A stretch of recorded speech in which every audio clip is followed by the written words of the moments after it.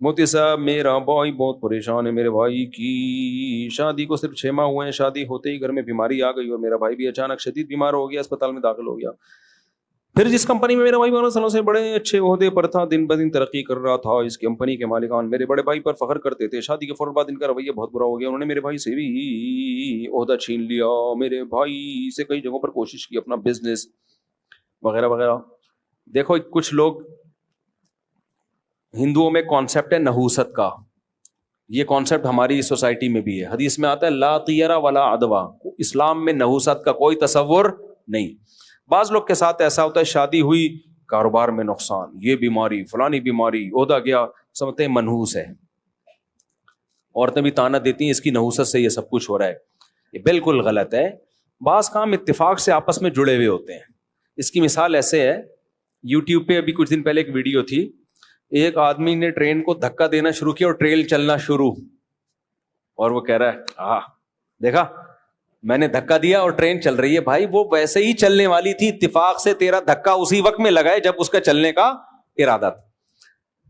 مولانا عباد الرحمان صاحب ہے نا تبلیغ جماعت کے، بڑی پیاری مثال دے رہے تھے کہ بعض دفعہ آپ اسٹیشن پہ کھڑے ہوتے ہو، آپ نے ٹرین کو ہاتھ لگایا چل پڑی، ہاتھ لگایا رک گئی۔ دیکھو باہر ملکوں میں ٹرینیں چلتی ہیں تو چلتے چلتے تیز ہو جاتی ہیں، ہمارے یہاں ٹرین رکی بھی ہے تو رکی بھی ہے، آدمی کو امید ہوتی ہے چل پڑی، چلی، اب ایک دم خوشی کی لہر ایک دم رک گئی، آگے جا کے پھر رکی بھی ہے، پھر اس کو پتہ نہیں وہ کہیں سے آیا اس کا ڈرائیور، پھر چلائی، پھر اس کو خیال آیا نانی کا فون آ گیا ہوگا یا کچھ ہو گیا ہوگا، پھر روک دی۔ ایسا ہوتا ہے ہمارے یہاں ٹرینوں میں، یوں چلی پھر رکی، پھر تھوڑا سا چل گئی پھر رک گئی۔ اب ایک آدمی نے ہاتھ لگایا ٹرین کو، ہلکا سا چل پڑی، ہاتھ لگایا رک پڑی، کہہ رہے میرے ہاتھ لگانے سے ٹرین چلتی ہے اور میرے ہاتھ لگانے سے ٹرین رکتی ہے۔ بھائی بے وقوف آدمی، اتفاق ایسا ہو گیا ہے، حسن اتفاق کہ ٹرین نے اس وقت چلنا، 20 لوگوں نے ہاتھ لگایا اس کو، تو تیرے ہاتھ لگانے میں اتفاق سے وہ ہو گیا۔ ایسے ہی میرے بھائی کچھ پریشانیاں اللہ کی طرف سے مقدر ہوتی ہیں، اللہ کو پتا ہوتا ہے 5 جنوری اتنے بج کے اتنے منٹ پہ اس کو یہ ٹینشن ملے گی، اتفاق سے اس سے ایک دن پہلے اس کی شادی ہوئی ہوتی ہے، تو وہ ٹینشن کس کے کھاتے میں ڈالتا ہے؟ بیوی کے کھاتے میں۔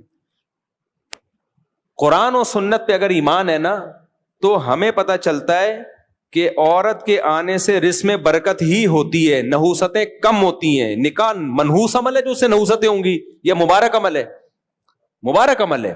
اب اگر کسی کے ساتھ الٹا معاملہ ہو رہا ہے تو وہ یقین کر لے کہ یہ نکاح ہے، اگر نہ ہوتا تو اس سے زیادہ الٹے حالات ہوتے میرے ساتھ۔ شادی کی وجہ سے کچھ بچت ہو گئی ہے۔